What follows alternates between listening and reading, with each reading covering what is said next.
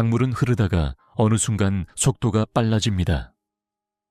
평온하게 흐르던 물줄기가 갑자기 거세지는 것처럼 우리의 노화도 70세를 지나면서 급격한 변화를 맞이합니다.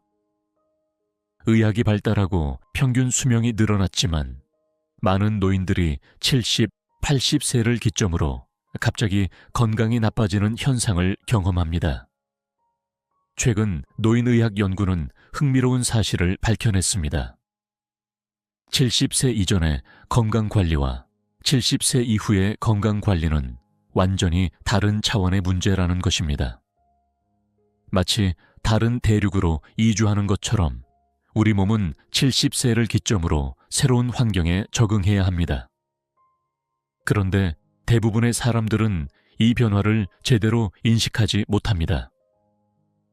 60대까지의 생활 방식을 그대로 유지하려 하거나 반대로 너무 일찍 모든 것을 포기해버립니다. 이러한 잘못된 대처가 수명을 단축시키는 주요 원인이 됩니다. 첫 번째로 주목해야 할 것은 근육량의 급격한 감소 현상입니다. 70세를 전후로 우리 몸의 근육은 마치 눈 녹듯이 빠르게 사라집니다.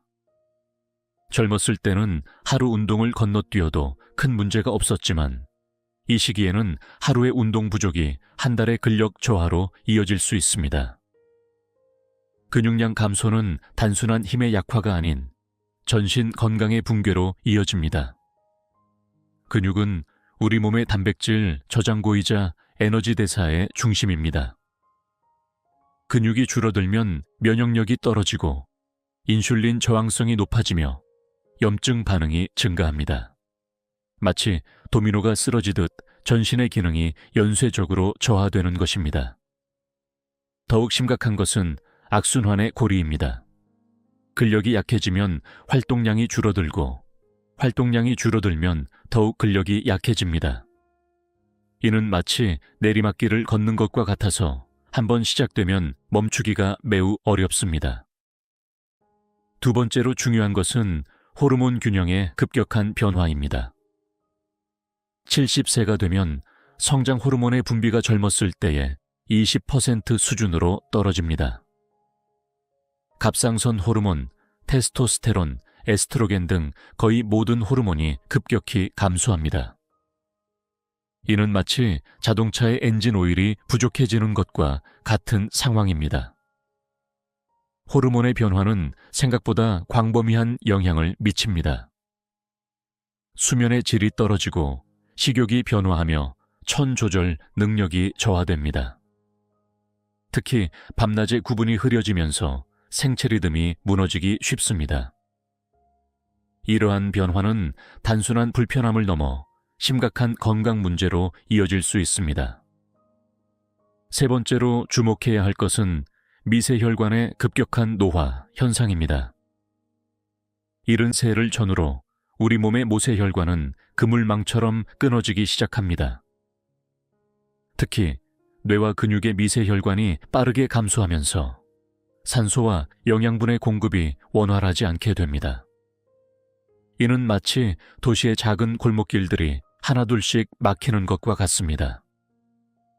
큰 도로인 큰 혈관은 여전히 잘 뚫려 있지만 실제 집집마다 물건을 배달하는 골목길인 혈관이 막히면서 전반적인 순환이 어려워지는 것입니다.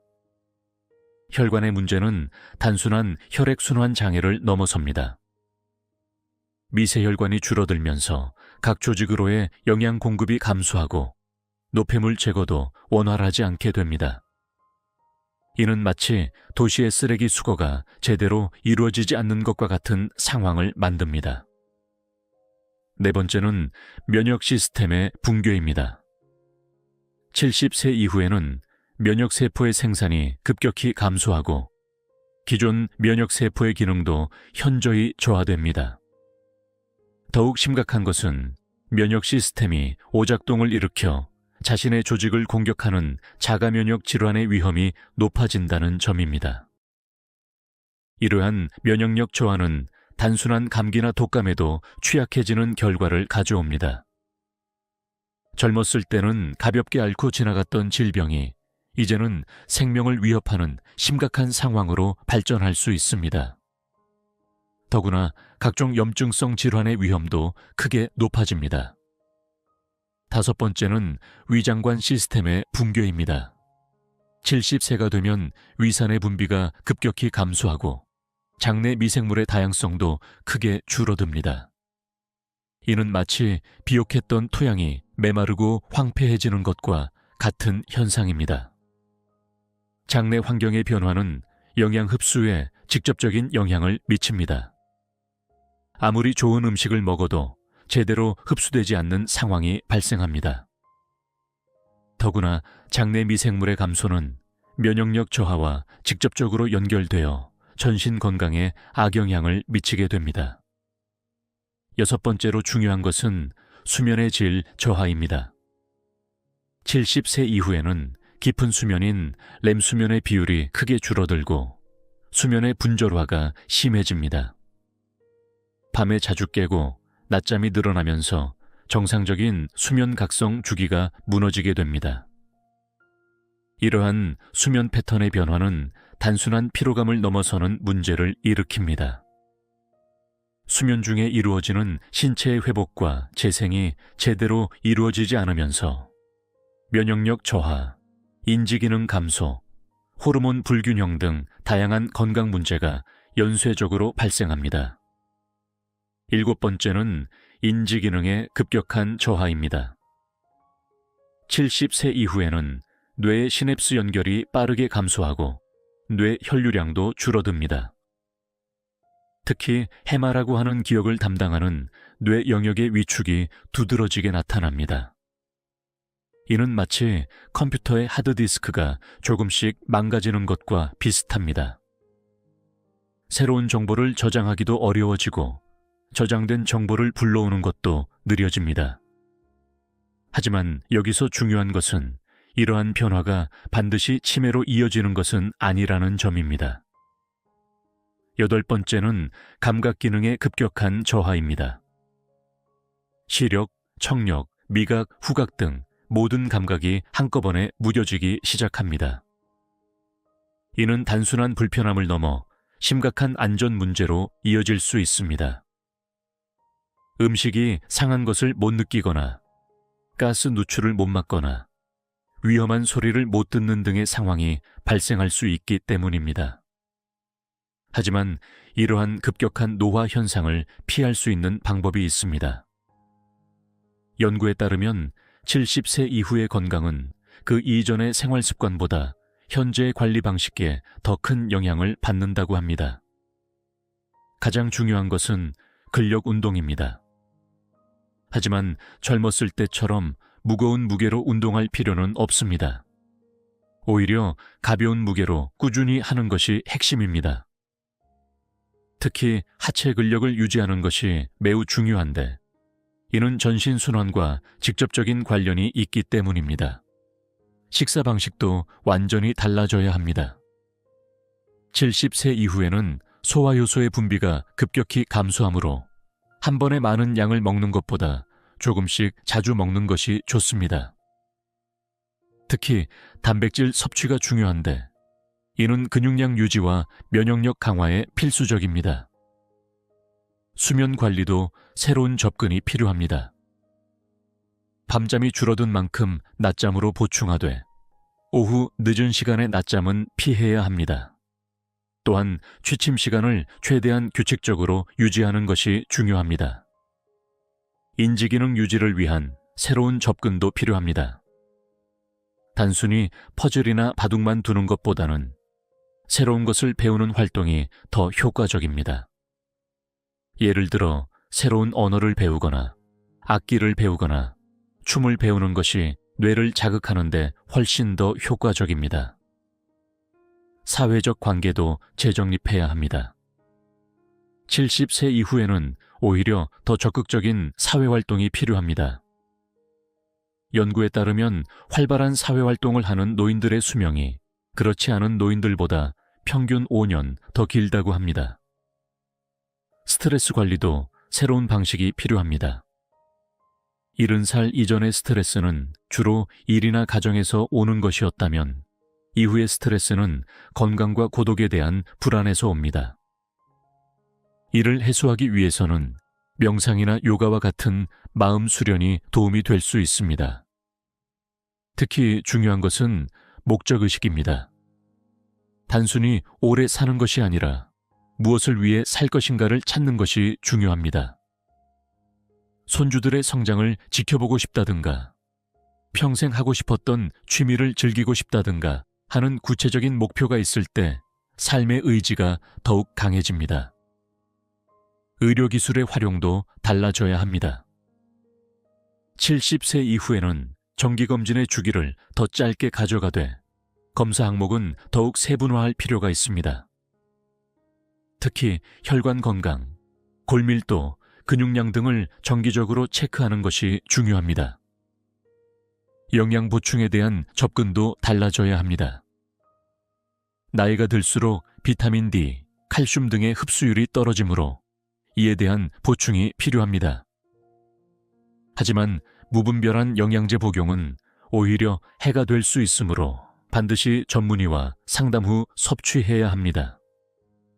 환경 관리도 중요합니다. 70세 이후에는 천 조절 능력이 현저히 떨어지므로 실내 온도와 습도 관리가 매우 중요합니다. 특히 한여름과 한겨울에는 더욱 세심한 주의가 필요합니다.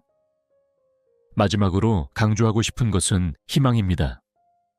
70세, 80세가 되었다고 해서 모든 것이 끝난 것은 아닙니다. 오히려 그동안의 경험과 지혜를 바탕으로 새로운 인생을 시작할 수 있는 기회일 수 있습니다.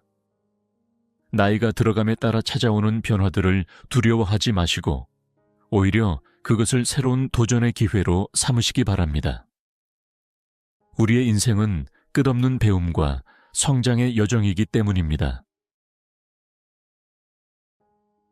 우리는 보통 늙어간다는 말을 들으면 어떤 이미지가 떠오르시나요?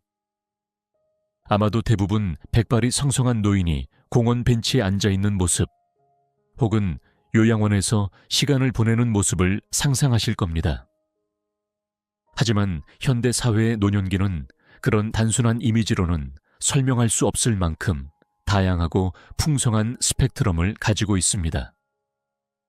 오늘 우리가 함께 살펴볼 이야기는 5가지의 서로 다른 노년의 모습입니다. 이 이야기는 단순한 미래의 시나리오가 아닙니다. 지금 이 순간 우리의 선택이 만들어낼 수 있는 현실이자 이미 누군가는 살아가고 있는 삶의 모습입니다. 첫 번째로 살펴볼 노년의 모습은 창조적 노년입니다. 도시 곳곳에서 우리는 점점 더 많은 시니어 아티스트들을 만나게 됩니다. 화려한 갤러리의 전시회장에서, 예술시장의 부스에서, 온라인 플랫폼에서 그들은 더 이상 예술의 관람자가 아닌 창작자로 자리매김하고 있습니다. 서울 인사동의 한 갤러리에서는 73세의 늦깎이 작가가 선보인 도자기 작품들이 젊은 수집가들 사이에서 화제가 되고 있습니다.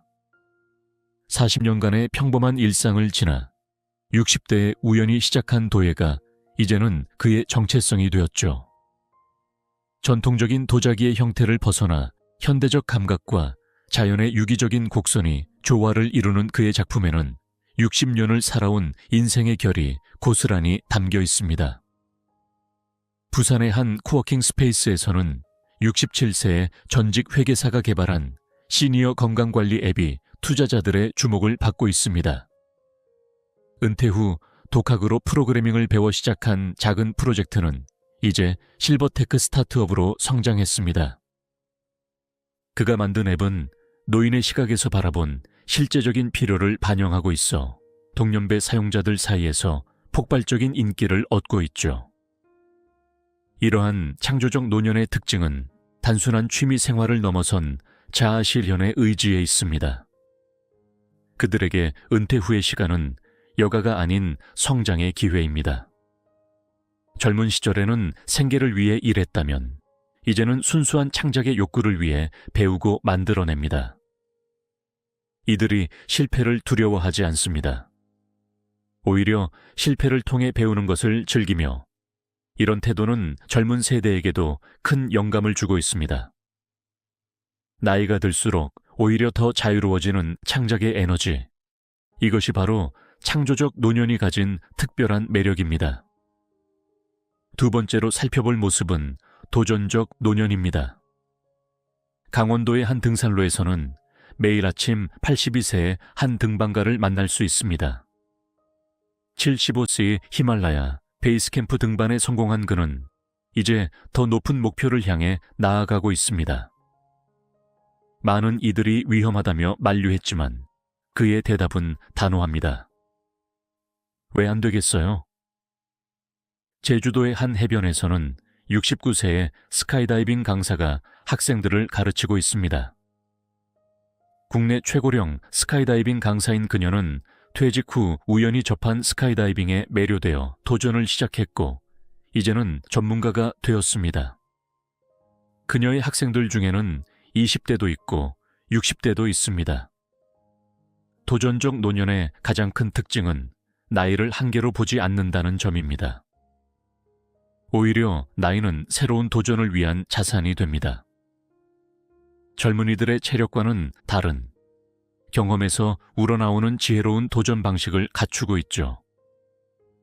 이들은 육체적인 한계에 대한 현실적인 인식을 가지고 있으면서도 그것을 극복하는 창의적인 방법을 찾아냅니다.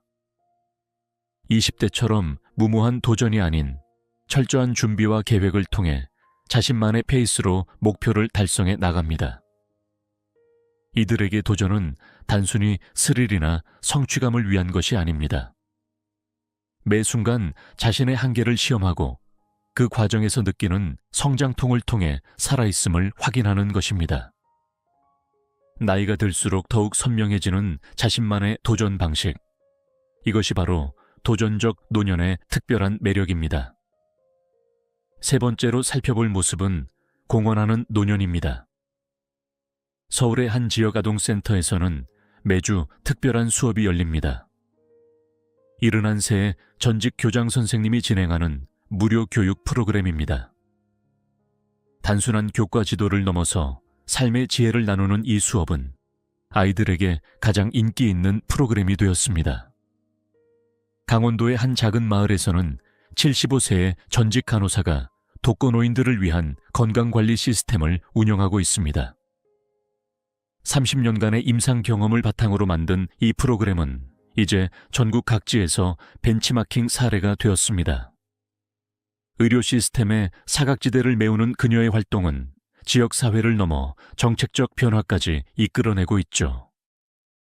공헌하는 노년의 특징은 단순한 기부나 봉사를 넘어선 적극적인 사회 문제 해결에 대한 의지입니다. 이들은 자신의 전문성과 경험을 바탕으로 사회의 구조적인 문제들을 해결하는 데 앞장섭니다. 이들은 세대 간 소통의 가교 역할을 합니다.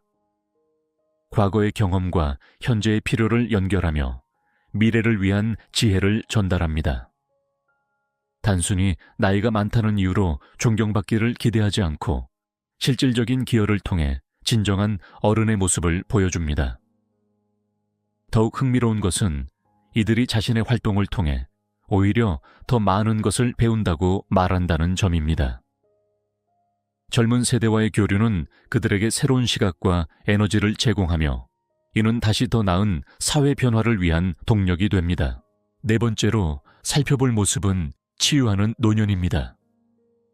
강원도 산자락의 한 작은 명상원에서는 매일 아침 특별한 모임이 열립니다. 68세의 전직 기업인이 이끄는 명상 수업입니다. 40년간의 치열했던 비즈니스 세계를 뒤로하고 그는 이제 내면의 평화를 찾는 여정을 안내하는 길잡이가 되었습니다. 경주의 한 한옥에서는 73세의 은퇴한 교수가 참명상을 진행합니다. 학문의 길을 걷다가 불교 수행을 접한 그녀는 동양 철학과 현대 심리학을 접목한 독특한 치유 프로그램을 운영하고 있습니다. 스트레스에 시달리는 현대인들에게 그녀의 프로그램은 작은 쉼터가 되어주고 있죠. 치유하는 노년의 특징은 물질적인 성취나 외적인 활동보다 정신적 성장과 내면의 평화를 추구한다는 점입니다. 이들은 오랜 삶의 경험을 통해 깨달은 진리를 나누며 현대 사회에 정신적 멘토 역할을 하고 있습니다. 특히 주목할 만한 점은 이들이 과거의 상처와 화해하려 노력한다는 것입니다.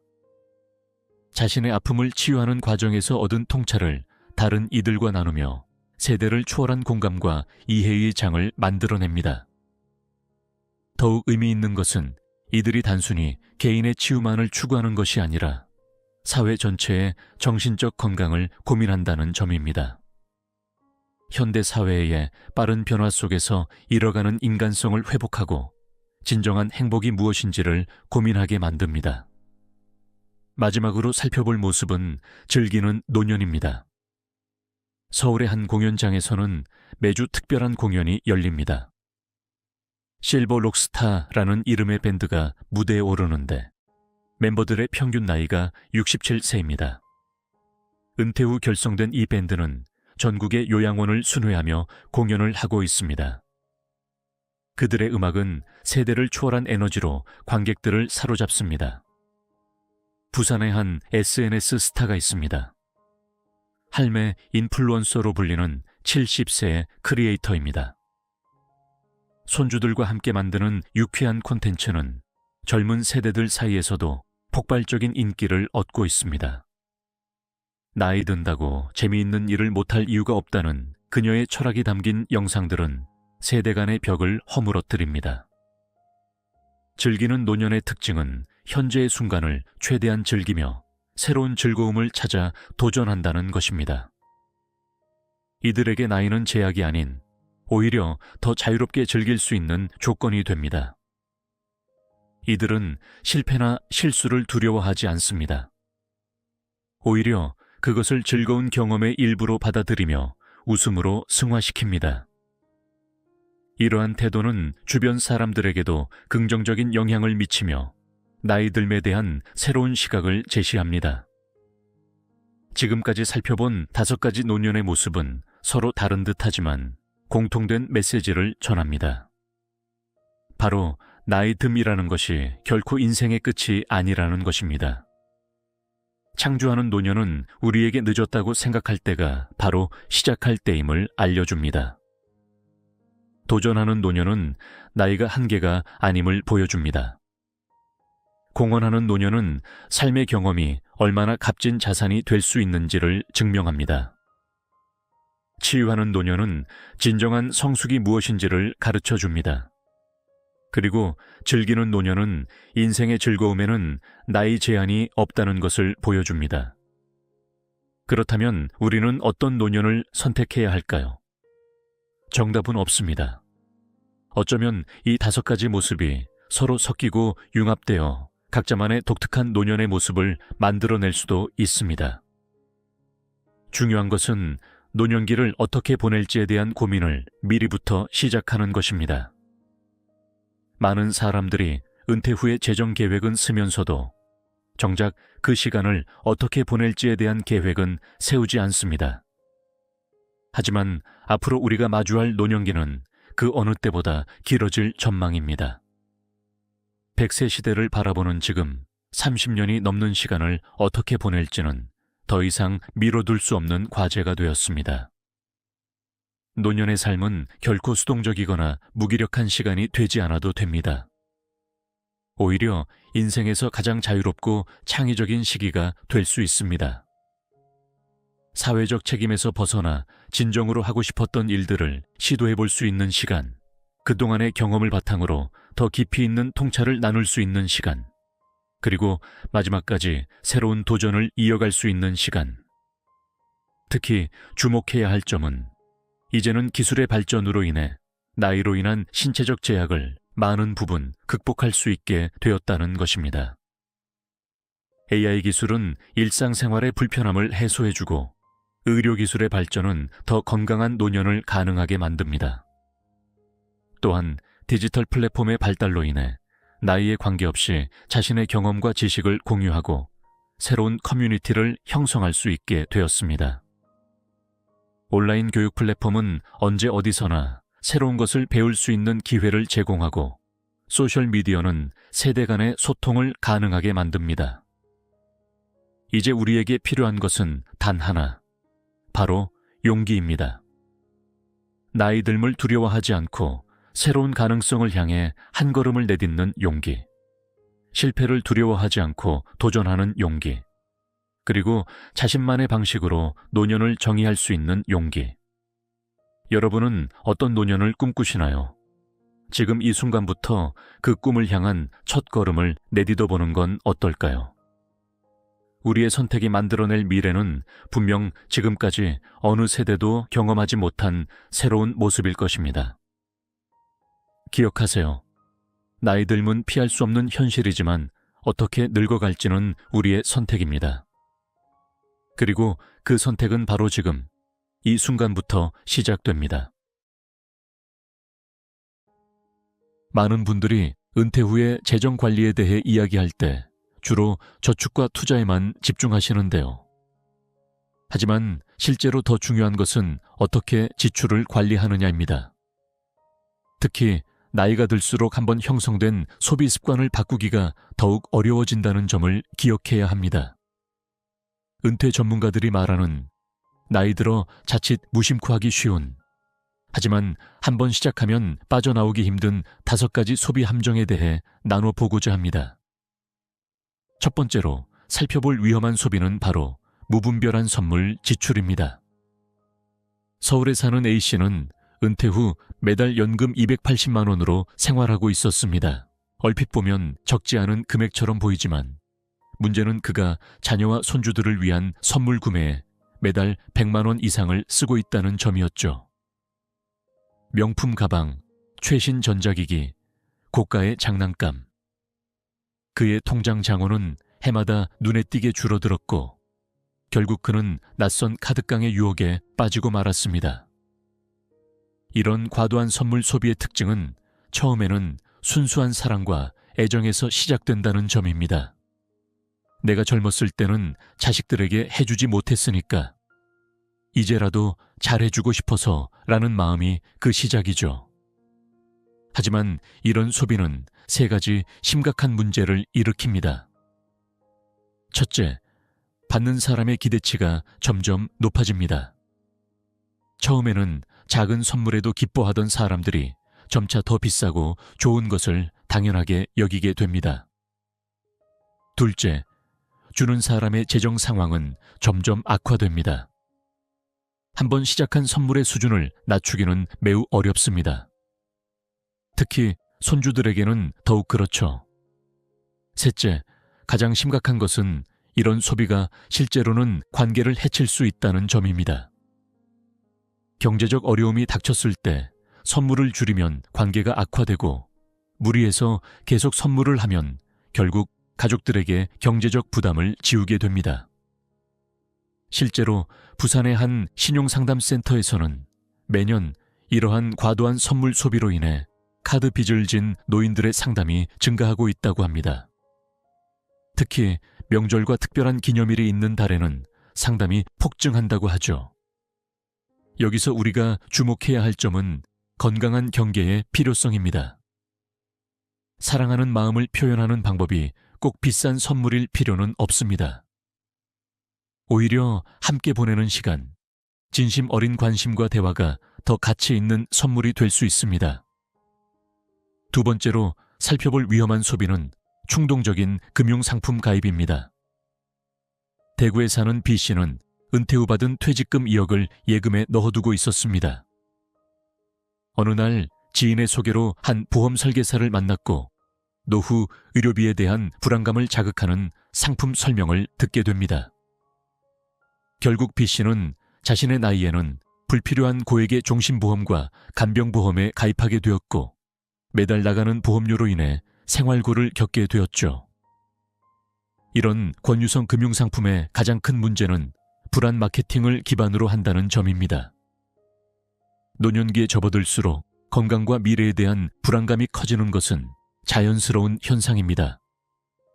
하지만 이런 심리를 겨냥한 금융상품들은 종종 실제 필요 이상의 보장을 제공하거나 현실적으로 활용하기 어려운 조건들을 포함하고 있습니다. 더욱 문제가 되는 것은 이런 상품들이 대부분 장기 계약을 기본으로 한다는 점입니다. 한번 가입하면 중도해지 시 원금 손실이 크기 때문에 부담스러워도 계속 유지할 수밖에 없는 상황이 됩니다. 특히 최근에는 더욱 교묘해진 판매 방식이 등장하고 있습니다. 무료 건강검진, 효도관광, 점심 식사 대접 등을 미끼로 상품 설명회에 유인한 뒤 다수의 사람들이 가입하는 분위기를 조성해 심리적 압박을 가하는 방식이죠.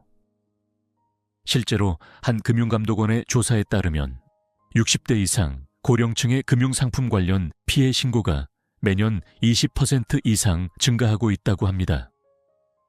특히 복잡한 금융상품의 경우 계약 당시 충분한 설명을 듣지 못했다는 불만이 가장 많았죠.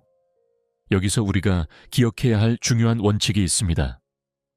첫째, 급하게 결정하지 않는다는 것입니다.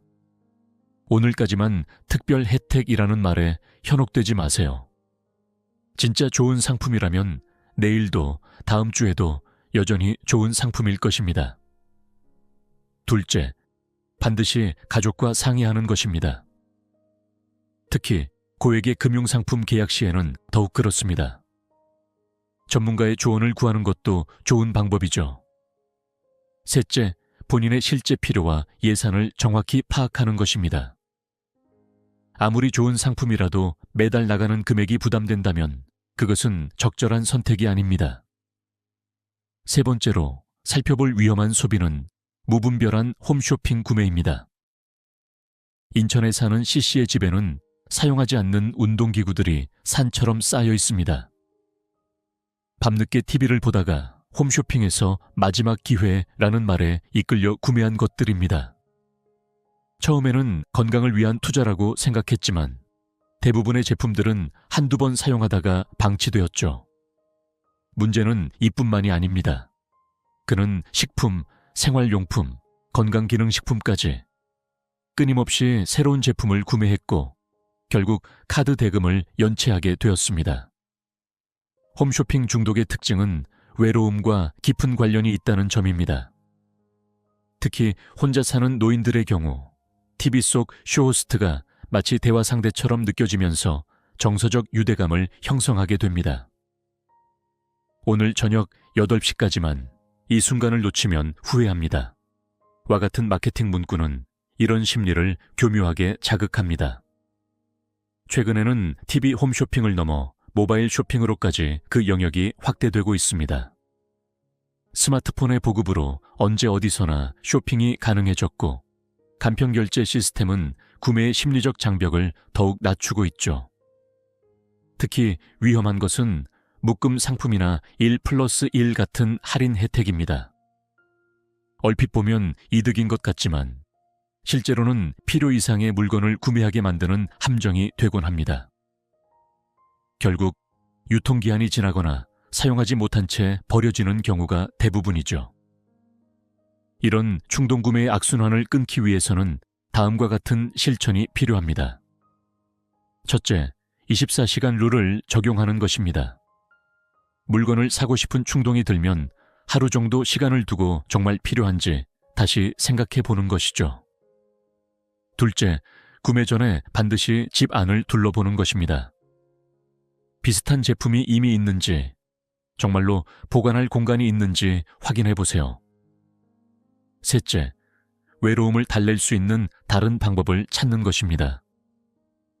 복지관 프로그램 참여, 취미 모임 가입 등 실제적인 사회활동으로 관심을 돌리는 것이 건강한 해결책이 될 수 있습니다. 네 번째로 살펴볼 위험한 소비는 무리한 자녀 사업자금 지원입니다. 경기도에 사는 D씨는 30년간 모은 퇴직금 3억 원을 자녀의 프랜차이즈 창업 자금으로 지원했습니다. 안정적인 프랜차이즈라서 실패할 리 없다는 자녀의 말을 믿었죠. 하지만 예상치 못한 코로나 사태로 가게는 6개월 만에 문을 닫았고 D씨는 노후 자금을 모두 잃었을 뿐만 아니라 자녀와의 관계도 돌이킬 수 없이 악화되었습니다. 이런 자녀 사업 지원의 가장 큰 문제는 감정적 판단이 개입된다는 점입니다. 객관적인 사업성 분석이나 리스크 평가 없이 자녀에 대한 신뢰와 애정만으로 결정을 내리게 되죠. 특히 최근에는 더욱 위험한 양상이 나타나고 있습니다. 은퇴자들의 목돈을 노린 불법 다단계나 유사수신 업체들이 자녀를 내세워 접근하는 경우가 늘고 있죠. 부모님이 투자해 주시면 3개월 안에 원금의 2배를 돌려드릴 수 있다는 식의 달콤한 제안으로 접근합니다. 금융감독원의 최근 통계를 보면 60대 이상 노년층의 투자 사기 피해액이 연간 5천억 원을 넘어섰다고 합니다. 그중 상당수가 자녀나 친인척이 권유한 투자였다는 점이 더욱 안타깝습니다. 이런 위험한 투자를 피하기 위해서는 다음과 같은 원칙을 반드시 지켜야 합니다. 첫째, 급하다는 말에 절대 현혹되지 않는 것입니다. 좋은 사업 기회라면 충분한 검토와 상담의 시간이 주어져야 합니다. 둘째, 제3자의 객관적인 평가를 반드시 받아보는 것입니다. 특히 은행이나 창업진흥원 같은 공신력 있는 기관의 상담을 활용하세요. 셋째, 투자 금액의 한도를 정하는 것입니다. 아무리 자녀라 해도 노후 자금 전체를 위험에 노출시켜서는 안 됩니다. 마지막으로 살펴볼 위험한 소비는 과도한 건강기능식품 구매입니다. 서울의 이 씨는 매달 연금의 절반 이상을 건강기능식품 구매에 쓰고 있습니다. 관절 영양제, 혈행 개선제, 면역 증진제, 항산화제. 그의 방에는 유통기한이 지난 영양제들이 수북이 쌓여 있습니다. 건강에 투자하는 건 아깝지 않다는 생각으로 시작했지만 실제로는 많은 제품들이 중복되거나 불필요한 것들이었죠. 이런 과도한 건강기능식품 소비의 특징은 불안 심리를 기반으로 한다는 점입니다.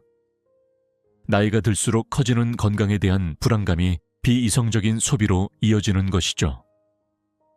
특히 최근에는 유튜브나 SNS를 통한 과장 광고가 이런 불안 심리를 더욱 자극하고 있습니다.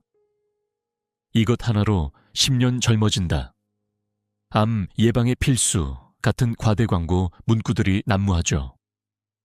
더 큰 문제는 이런 제품들이 오히려 건강에 해가 될 수 있다는 점입니다.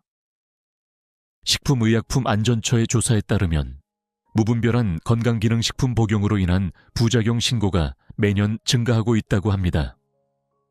예를 들어 혈행개선제와 혈압약을 함께 복용해 과다 출혈이 발생하거나 칼슘제와 철분제를 동시에 복용해 흡수가 저해되는 경우가 많았죠. 또한 여러 제품에 포함된 동일 성분의 과다 섭취로 인한 부작용도 빈번히 발생했습니다.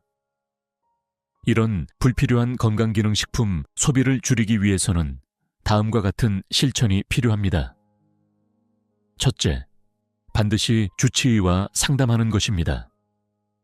현재 복용 중인 약물과의 상호작용을 확인하고 정말 필요한 영양소가 무엇인지 전문가와 상담하세요. 둘째, 구매 전에 현재 가지고 있는 제품들을 정리해보는 것입니다. 중복되는 성분은 없는지, 유통기한은 적절한지 확인해보세요. 셋째, 건강관리의 기본은 운동과 균형 잡힌 식사라는 것을 기억하는 것입니다. 건강기능식품은 보조제일 뿐 건강한 생활습관을 대체할 수는 없습니다. 지금까지 살펴본 5가지 위험한 소비 패턴들은 모두 공통된 특징이 있습니다. 바로 감정이 이성을 압도한다는 점입니다. 사랑하는 마음, 불안한 마음, 외로운 마음, 이런 감정들이 비이성적인 소비로 이어지면서 결국 노후의 안정성을 위협하게 되는 것이죠. 그렇다면 우리는 어떻게 이런 위험한 소비 패턴을 피할 수 있을까요? 가장 중요한 것은 24시간 생각하기 원칙입니다. 큰 금액을 지출하기 전에는 반드시 하루 정도의 시간을 두고 다시 생각해 보는 것이죠. 이 시간 동안 다음과 같은 질문들을 스스로에게 해보세요. 이것은 정말 필요한 지출인가? 이 돈을 쓰고 난 후의 생활은 안정적일까? 나의 결정이 감정에 의한 것은 아닐까? 두 번째로 중요한 것은 예산 설정입니다. 매달 받는 수입을 세 가지 항목으로 나눠 보세요. 필수 생활비, 비상금 적립, 그리고 여유 자금. 이렇게 미리 용도를 정해두면 충동적인 지출을 줄일 수 있습니다. 셋째, 가족들과의 열린 대화가 필요합니다. 특히 재정적인 문제에 대해서는 더욱 그렇죠. 자녀들에게 본인의 재정 상황을 정확히 알리고 서로의 기대치를 조율하는 것이 중요합니다. 넷째, 건강한 취미 생활을 만드는 것입니다. 외로움이나 무료함을 달래기 위한 소비 대신 의미 있는 활동으로 시간을 채우세요. 도서관에서 책을 읽거나 공원에서 산책을 하거나 복지관의 무료 프로그램에 참여하는 것도 좋은 방법입니다. 다섯째, 정기적으로 재정 상태를 점검하는 습관을 들이세요. 통장 잔고, 카드 사용 내역, 고정지출 항목들을 한 달에 한 번은 꼼꼼히 살펴보는 것이 좋습니다. 마지막으로 꼭 기억해야 할 것이 있습니다. 노년기의 소비는 단순한 돈의 문제가 아닙니다. 그것은 우리의 남은 인생을 어떻게 설계하고 영위할 것인가의 문제입니다. 현명한 소비는 단순히 돈을 아끼는 것이 아니라 더 가치 있고 의미 있는 곳에 우리의 자원을 사용하는 것을 의미합니다. 우리 모두가 바라는 것은 편안하고 행복한 노년입니다. 그리고 그 행복은 결코 무분별한 소비나 충동적인 지출에서 오지 않습니다. 오늘 영상을 보신 모든 분들은 항상 행복하시길 바라겠습니다. 오늘은 특별히 중요한 이야기를 나누려고 합니다.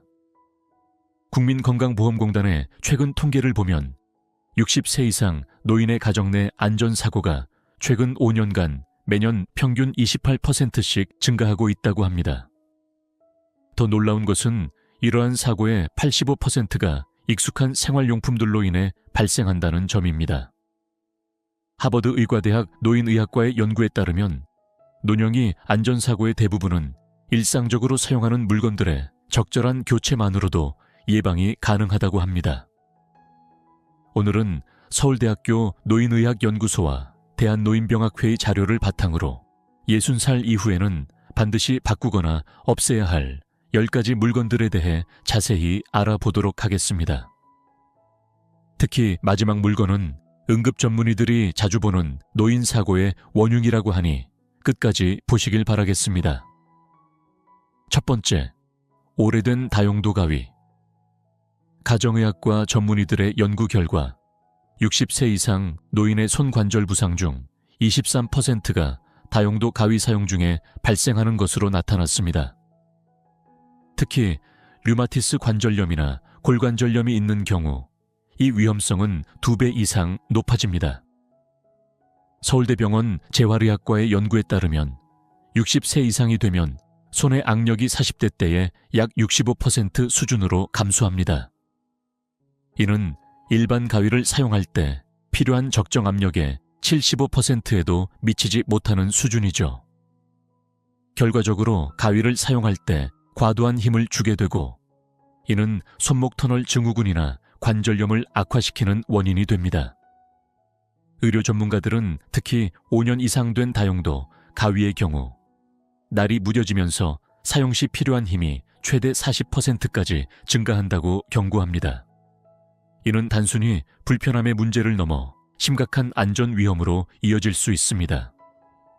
최근 한국소비자원이 발표한 고령자 생활용품 안전성 조사에서도 다용도 가위로 인한 사고가 연간 약 2,800건에 달하는 것으로 나타났습니다. 특히 주목할 점은 이러한 사고의 92%가 오래되고 무뎌진 가위를 계속 사용하는 과정에서 발생했다는 것입니다. 현대 의학기술의 발전으로 이제는 인체공학적으로 설계된 다양한 전문 도구들이 개발되었습니다. 예를 들어 손 힘이 약한 노인을 위해 특별히 설계된 전동 가위는 단 4분의 1의 힘으로도 일반 가위와 동일한 절단력을 발휘할 수 있습니다. 또한 용도별로 특화된 안전 커터나 전용 가위들은 사용 시 필요한 힘을 최소화하면서도 더 안전하고 정확한 작업을 가능하게 합니다. 두 번째, 낡은 실내화. 대한노인병학회의 최근 연구 결과에는 노인의 낙상사고 중 실내화로 인한 사고가 전체의 37%를 차지한다는 것입니다. 더욱 놀라운 것은 이러한 사고의 82%가 1년 이상 된 실내화 사용자에게서 발생했다는 점입니다. 발 전문의들의 분석에 따르면 60세 이상이 되면 발의 감각 수용체 수가 20대 때의 약 45% 수준으로 감소합니다. 이는 발바닥으로 전해지는 미끄러움이나 불안정함을 제때 감지하기 어렵다는 것을 의미합니다. 서울대학교 의과대학 재활의학과 팀이 실시한 실험 결과 6개월 이상 사용한 일반 실내화의 경우 미끄럼 저항 지수가 새 제품의 약 35% 수준으로 떨어지는 것으로 나타났습니다. 특히 물기가 있는 환경에서는 이 수치가 더욱 낮아져 새 제품의 20% 수준까지 떨어질 수 있습니다. 국제노인의학저널에 게재된 연구에 따르면 노인의 발 건강은 전반적인 신체 균형과 직접적인 연관이 있습니다. 부적절한 실내화 사용은 발의 아치를 무너뜨리고 이는 무릎과 허리의 통증으로 이어질 수 있습니다. 현대의학기술의 발전으로 개발된 새로운 실내화들은 이러한 문제들을 해결하기 위해 다양한 기술을 적용하고 있습니다. 예를 들어 최신 메모리폼 소재는 발의 압력 포인트를 분산시켜 관절에 가해지는 부담을 최대 65%까지 줄일 수 있습니다. 또한 나노 기술을 적용한 미끄럼 방지 처리는 1년 이상 사용해도 초기의 마찰력을 90% 이상 유지할 수 있게 해줍니다. 세 번째, 유리로 된 거울과 액자. 대한안전관리학회의 조사에 따르면 가정 내 유리 제품 관련 사고의 45%가 거울과 액자로 인해 발생하며 이 중 65%가 60세 이상의 노인에게서 발생하는 것으로 나타났습니다. 특히 충격적인 것은 벽걸이 거울이나 대형 액자의 경우 시간이 지날수록 고정장치의 안전성이 급격히 떨어진다는 점입니다. 한국건설기술연구원의 분석에 따르면 5년 이상 된 벽걸이 고정장치는 초기 강도의 40%까지 약화될 수 있다고 합니다. 더욱이 지진공학 전문가들은 최근 증가하는 미세 지진이 벽걸이 제품의 안전성을 크게 위협한다고 경고합니다. 진도 3점 이상의 지진이 발생할 경우 노후화된 고정장치는 순간적으로 파손될 수 있습니다. 의료진들이 특히 우려하는 것은 유리 파편으로 인한 2차 피해입니다. 노년기에는 상처 치유 능력이 40대에 약 55% 수준으로 저하되며 작은 상처도 심각한 합병증으로 이어질 수 있기 때문입니다. 네 번째, 무거운 냄비와 프라이팬. 정형외과 전문의들의 연구 결과입니다. 60세 이상 노인의 손목 및 어깨 관절 질환 중 31%가 무거운 조리도구 사용과 직접적인 관련이 있다는 것이죠. 특히 무소의 냄비나 두꺼운 프라이팬의 경우 물이나 음식을 담았을 때 무게가 2kg에서 4kg까지 나가는 경우가 많습니다. 이는 손목 관절이 안전하게 들 수 있는 권장 무게인 1.8kg을 크게 초과하는 수준입니다. 이는 손목 관절이 안전하게 들 수 있는 권장 무게인 1.8kg을 크게 초과하는 수준입니다. 관절염 전문의들의 분석에 따르면 60세 이상의 경우 손목 관절의 부하 저항력이 30대의 약 58% 수준으로 감소합니다. 이런 상태에서 무거운 조리도구를 사용하면 관절에 심각한 무리가 갈 수 있습니다.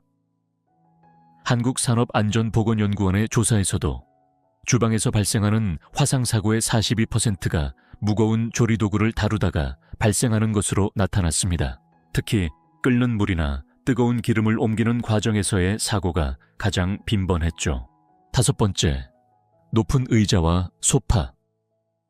재활의학과 전문의들은 항상 경고하는 것이 있습니다. 좌면이 너무 낮거나 높은 가구는 무릎 관절에 과도한 부담을 줄 수 있다고 말이죠. 실제로 노인 관절 질환의 28%가 부적절한 높이의 가구 사용과 관련이 있다는 연구 결과도 있습니다. 서울대 의대 연구팀의 분석에 따르면 의자에서 일어설 때 무릎에 가해지는 압력은 체중의 최대 3배에 달할 수 있습니다. 특히 좌면이 너무 낮은 소파의 경우 이 수치가 4배까지 증가할 수 있죠. 더욱 심각한 것은 혈액순환의 문제입니다. 순환기내과 전문의들은 너무 푹신한 소파에 오래 앉아 있으면 하지정맥류나 심부정맥 혈전증의 위험이 크게 증가한다고 경고합니다. 6번째, 오래된 전기장판과 온열 매트.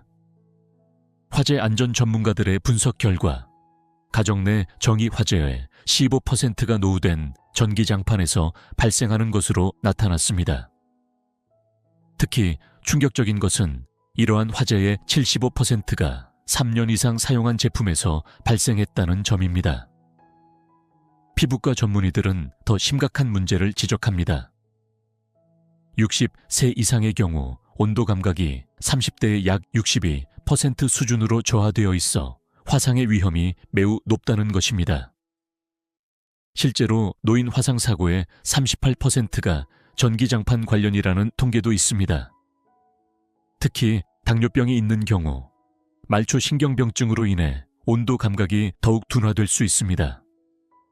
이런 상태에서는 42도의 온도에서도 심각한 저온 화상을 입을 수 있다고 합니다. 한국전기안전공사의 조사에 따르면 전기장판의 열선은 평균 3년 사용 후부터 급격한 노화가 시작됩니다. 이때부터는 국소적인 과열이나 합선의 위험이 크게 증가하죠. 7번째, 낡은 전기면도기와 이발기. 대한피부과학회의 연구 결과 60세 이상 노인의 피부는 20대에 비해 재생 능력이 48% 감소하며 상처 치유 속도는 최대 65%까지 늦어질 수 있습니다. 특히 면도기로 인한 작은 상처도 심각한 감염으로 이어질 수 있다는 점이 지적되었습니다. 노화된 전기면도기의 위험성은 3가지 측면에서 분석됩니다. 첫째, 면도날의 미세 손상으로 인한 피부 자극입니다. 전자현미경 관찰 결과 1년 이상 사용한 면도날은 표면에 미세한 요철이 발생하여 피부 손상 위험이 215% 증가합니다. 둘째, 내부 모터의 성능 저하로 인한 불규칙한 작동입니다. 공학연구소의 분석에 따르면 2년 이상 사용한 정의면도기의 모터 성능은 초기 대비 평균 37% 감소하며 이는 면도 중 예기치 못한 날카로운 움직임을 유발할 수 있습니다. 셋째, 위생 문제입니다. 미생물학 연구에 따르면 오래된 면도기 내부에는 15만 개 이상의 세균이 서식할 수 있습니다. 8번째, 복잡한 리모컨들. 신경과학 연구진들의 연구 결과 복잡한 리모컨 사용이 노인의 스트레스 호르몬 수치를 평균 28% 상승시키며 이는 혈압 상승과 수면 장애로 이어질 수 있다고 합니다. 한국노인의학회의 연구에 따르면 다수의 리모컨 사용은 노인의 인지 부담을 크게 증가시킵니다. 특히 4개 이상의 리모컨을 사용하는 경우 일상적 스트레스 지수가 2배 이상 상승하는 것으로 나타났습니다. 더욱 심각한 것은 야간 사용 시의 문제입니다. 조명이 어두운 상황에서 작은 버튼을 찾으려 할 때 노인의 시각적 스트레스가 평상시의 3배까지 증가한다는 연구 결과도 있습니다. 9번째, 두꺼운 이불과 담요. 수면의학 전문가들의 연구 결과 과도하게 무거운 이불은 노인의 수면의 질을 저하시키는 주요 원인으로 지목됩니다. 실제로 무게가 3kg을 초과하는 이불을 사용할 경우 수면 중 체위 변경 횟수가 42% 감소하며 이는 근골격계 통증과 직접적인 관련이 있습니다.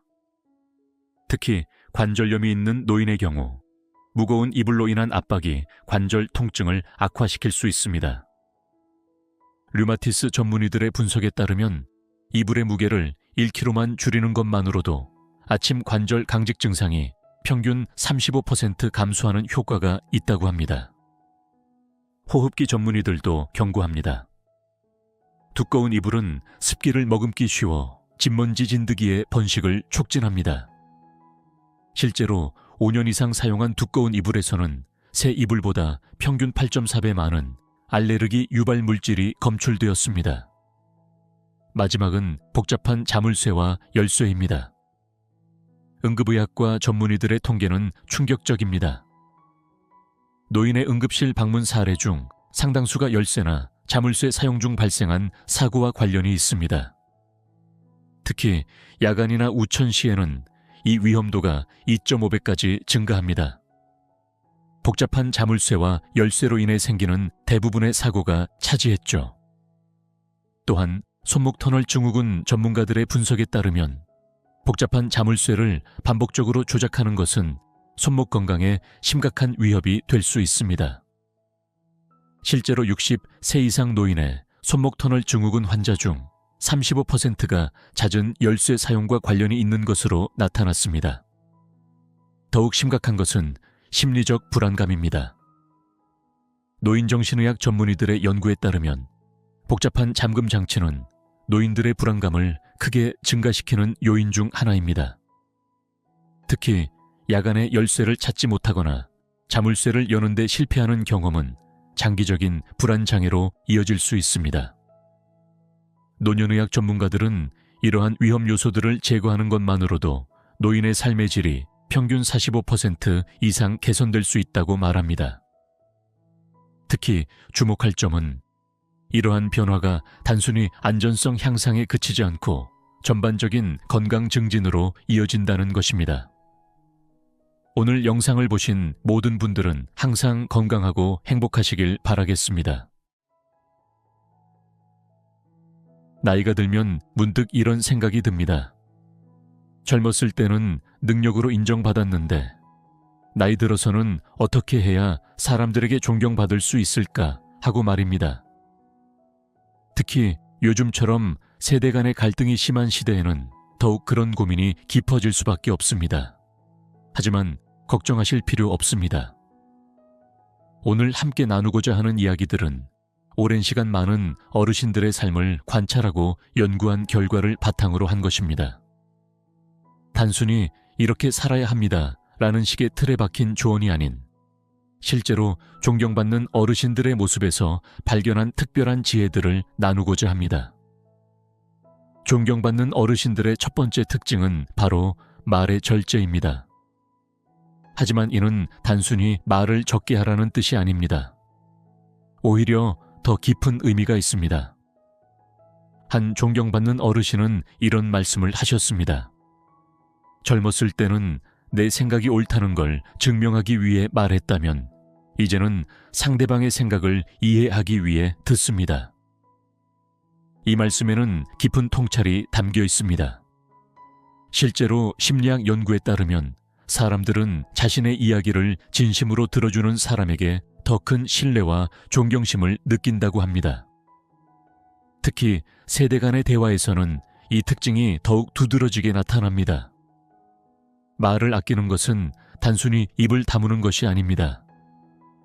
때로는 침묵으로 상대방에게 생각할 시간을 주고 때로는 적절한 질문으로 대화를 이끌어가는 지혜가 필요합니다. 특히 가족 간의 대화에서 이런 태도는 더욱 중요해집니다. 두 번째 특징은 배움입니다. 흔히들 나이 들면 고집이 세지고 새로운 것을 받아들이기 어려워진다고 합니다. 하지만 진정으로 존경받는 어르신들은 정반대의 모습을 보여주고 있습니다. 82세의 한 어르신은 스마트폰으로 손주와 화상통화를 하는 것을 배우며 이런 말씀을 하셨습니다. 처음에는 버튼도 누르기 어려웠습니다. 하지만 손주와 이야기하고 싶은 마음이 있으니까 조금씩 배워나갔습니다. 실수도 많이 했지만 그때마다 손주가 더 자세히 알려주더군요. 이 이야기에서 우리는 중요한 교훈을 발견할 수 있습니다. 배움의 자세는 단순히 새로운 기술을 익히는 것에 그치지 않습니다. 그것은 세상을 바라보는 열린 마음가짐이자 젊은 세대와 소통할 수 있는 다리가 되어주는 것입니다. 실제로 신경과학 연구에 따르면 새로운 것을 배우는 활동은 나이가 들수록 더욱 중요해집니다. 이는 단순히 치매 예방이나 인지기능 유지를 위해서가 아닙니다. 새로운 것을 배우는 과정에서 느끼는 성취감과 즐거움이 삶의 질을 크게 향상시킨다는 것이 입증되었기 때문입니다. 세 번째 특징은 감정 조절의 달인이라는 것입니다. 나이가 들수록 더욱 빛나는 미덕이 있다면 그것은 바로 감정을 다스리는 능력일 것입니다. 하지만 이건 역시 저절로 생기는 것이 아니라 의식적인 노력과 연습이 필요한 부분입니다. 존경받는 어르신들을 관찰해보면 한 가지 특별한 점이 있습니다. 바로 순간의 감정에 휘둘리지 않는다는 것입니다. 화가 나는 상황에서도, 서운한 상황에서도 그들은 먼저 깊게 숨을 들이마시고 생각합니다. 내가 이렇게 반응하는 것이 과연 현명한 것일까? 라고 말입니다. 감정 조절의 핵심은 바로 거리두기입니다. 현대 심리학에서는 이를 감정적 분리라고 부릅니다. 즉, 감정을 부정하거나 억누르는 것이 아니라 그것을 하나의 현상으로 바라보는 것입니다. 마치 흐르는 구름을 바라보듯이 말입니다. 특히 젊은 세대와의 관계에서 이런 태도는 더욱 중요해집니다. 때로는 이해할 수 없는 행동을 보일 때도 즉각적인 반응보다는 그들의 입장에서 생각해보는 여유를 가질 필요가 있습니다. 존경받는 어르신들의 또 다른 특징은 바로 적절한 거리를 유지하는 능력입니다. 이는 단순히 물리적인 거리가 아닌 정서적이고 경제적인 독립성을 의미합니다. 한 75세 어르신의 말씀이 특히 기억에 남습니다. 자녀들에게 의존하지 않으려고 노력합니다. 그들도 자신의 삶이 있으니까요. 하지만 동시에 그들이 도움을 청할 때는 기꺼이 들어주려 합니다. 이게 바로 건강한 관계라고 생각합니다. 이러한 태도는 자녀들에게도 긍정적인 영향을 미칩니다. 부모가 독립적인 생활을 유지할수록 자녀들은 더 큰 존경심을 가지게 된다는 연구 결과도 있습니다. 특히 경제적인 독립은 매우 중요합니다. 은퇴 후에도 자신만의 수입원을 가지고 있는 것, 그것이 비록 작은 금액이라 할지라도 스스로를 책임질 수 있다는 자부심은 삶의 품격을 크게 높여줍니다. 다섯 번째 특징은 시간 활용을 예술적으로 하시는 것입니다. 나이가 들면서 우리에게 주어지는 가장 큰 선물은 바로 시간입니다. 하지만 이 시간을 어떻게 사용하느냐에 따라 그것은 축복이 될 수도 저주가 될 수도 있습니다. 존경받는 어르신들은 하루의 시간을 의미 있게 구조화하는 데 탁월합니다. 아침에 일어나 신문을 읽고 산책을 하고 취미 활동을 하는 등 규칙적이면서도 유연한 일과를 만들어냅니다. 더 중요한 것은 이 시간들을 타인과 나누는 방법을 안다는 점입니다. 지역 도서관에서 책을 읽어주는 봉사를 하거나 평생교육원에서 자신의 전문 분야를 가르치는 등 사회에 기여하는 방식으로 시간을 활용합니다. 하버드 의과대학의 연구에 따르면 은퇴 후에도 규칙적인 활동과 사회적 참여를 유지하는 사람들은 그렇지 않은 사람들에 비해 평균 수명이 7년 더 길다고 합니다. 하지만 더욱 중요한 것은 삶의 질입니다. 의미 있는 활동에 참여하는 노인들은 우울증이나 고립감을 훨씬 덜 경험한다는 것이 밝혀졌습니다. 여섯 번째는 외모입니다. 나이가 들수록 외모 관리는 단순한 겉모습의 문제가 아닙니다. 그것은 자기 존중의 표현이자 타인에 대한 예의이며 삶에 대한 태도를 보여주는 것입니다. 존경받는 어르신들의 특징 중 하나는 단정함입니다. 하지만 이는 값비싼 옷이나 화려한 장신구를 의미하지 않습니다. 오히려 깔끔하고 정돈된 모습, 상황의 적절한 의복 선택, 그리고 기본적인 위생 관리에 있어 철저함을 보입니다. 특히 주목할 만한 점은 이러한 관리가 타인의 시선 때문이 아니라는 것입니다. 혼자 있을 때도 똑같은 기준을 유지합니다. 이는 자신에 대한 존중이 습관이 되었다는 것을 의미합니다. 전문가들은 옷을 고르는 것부터 시작해 걸음걸이, 자세에 이르기까지 모든 것이 우리의 자존감과 연결되어 있다고 말합니다. 특히 나이가 들수록 이러한 작은 습관들이 모여 그 사람의 품격을 만들어낸다고 합니다. 7번째는 분노의 승화 능력입니다. 나이가 들수록 세상은 우리를 더 자주 화나게 만듭니다. 젊은 세대의 무례해 보이는 행동, 빠르게 변하는 사회에 대한 불만, 신체적 제약에서 오는 답답함까지. 하지만 존경받는 어르신들은 이러한 분노를 다루는 특별한 방법을 가지고 있습니다. 그들은 분노를 부정하지 않습니다. 대신 그것을 이해하고 변화시키는 방법을 알고 있습니다. 젊은이들이 버스에서 자리를 양보하지 않아 화가 났습니다. 하지만 문득 생각해보니 제가 젊었을 때는 어떠했는지 돌아보게 되더군요. 그러자 화가 지혜로 바뀌는 것을 느꼈습니다. 분노관리 전문가들은 나이 든 후의 분노가 오히려 더 깊은 통찰을 가져다 줄 수 있다고 말합니다. 젊었을 때의 즉각적인 분노와는 달리 인생의 경험을 통해 다듬어진 분노는 오히려 문제 해결의 동력이 될 수 있다는 것입니다. 8번째 특징은 기억입니다. 우리가 가진 가장 큰 자산 중 하나는 바로 기억입니다. 하지만 많은 어르신들이 과거의 이야기를 하는 것을 주저합니다. 옛날 이야기를 하면 구시대적으로 보일까봐 걱정하시는 것입니다. 하지만 존경받는 어르신들은 자신의 기억을 나누는 특별한 방법을 알고 있습니다. 그들은 과거를 미화하거나 현재를 폄하하지 않습니다. 대신 자신의 경험에서 얻은 교훈을 현대의 상황에 맞게 재해석하여 전달합니다. 예를 들어 어려웠던 시절의 이야기를 할 때도 단순히 그때는 이렇게 힘들었다로 끝내지 않습니다. 대신 그때의 경험이 지금의 문제를 해결하는데 어떤 통찰을 줄 수 있는지에 초점을 맞춥니다. 9번째는 경계 설정입니다. 존경받는 어르신들의 또 다른 특징은 건강한 경계선을 설정할 줄 안다는 것입니다. 이는 자녀나 주변 사람들과의 관계에서 매우 중요한 요소입니다. 경계 설정은 단순히 아니오라고 말하는 것이 아닙니다.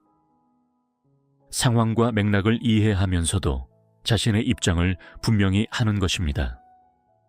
나는 당신을 사랑하지만 이것은 내가 할 수 없는 일입니다. 라고 말할 수 있는 용기가 필요합니다. 특히 자녀들과의 관계에서 이러한 경계 설정은 더욱 중요해집니다. 손주를 돌보는 문제, 경제적 지원의 문제, 일상적인 방문의 빈도 등에 있어 명확한 경계가 없다면 관계가 불편해질 수 있습니다. 건강한 경계를 설정한 어르신들의 가정에서는 흥미로운 현상이 발견됩니다. 오히려 자녀들이 더 자주 찾아오고 더 많은 대화를 나누며 더 깊은 유대감을 형성한다는 것입니다. 마지막으로는 유머의 지혜입니다. 나이가 들수록 삶이 무거워지기 쉽습니다. 하지만 진정으로 존경받는 어르신들은 유머와 위트를 잃지 않습니다. 이는 단순히 농담을 잘한다는 의미가 아닙니다. 삶을 대하는 태도에 있어 밝고 긍정적인 면을 잃지 않는다는 뜻입니다. 특히 자신의 나이나 신체적 제약에 대해서도 유머러스한 태도를 보입니다. 이제 귀가 잘 안 들려서 오히려 좋습니다. 듣기 싫은 이야기는 안 들리는 척하면 되니까요. 라는 식의 유머는 주변 사람들을 웃게 만들면서도 깊은 삶의 지혜를 전달합니다. 의학 연구에 따르면 유머러스한 태도를 유지하는 노인들은 그렇지 않은 이들에 비해 면역력이 더 강하고 스트레스 호르몬 수치가 더 낮다고 합니다. 또한 사회적 관계도 더 원활하게 유지된다고 합니다.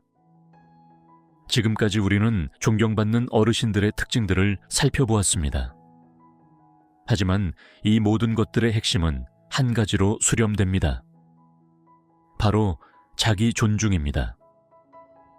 자신을 존중하는 사람은 자연스럽게 타인도 존중하게 됩니다. 자신의 감정을 이해하는 사람은 타인의 감정도 이해할 수 있게 됩니다. 자신의 한계를 인정하는 사람은 타인의 한계도 받아들일 수 있게 됩니다. 나이 들면 피할 수 없는 현실이지만 그것을 어떻게 받아들이고 표현하느냐는 우리의 선택입니다. 단순히 나이가 많다고 존경받는 것이 아니라 나이가 들어가는 과정을 어떻게 받아들이고 대처하느냐가 중요한 것입니다. 진정한 품위는 외면적인 것이 아닙니다. 그것은 내면의 성숙함이 자연스럽게 외부로 표현되는 것입니다. 그리고 이러한 품위는 하루아침에 생기는 것이 아니라 매일매일의 작은 선택들이 모여 만들어지는 것입니다. 오늘 이야기한 내용들이 여러분의 품위 있는 노년을 설계하는 데 작은 도움이 되기를 바랍니다.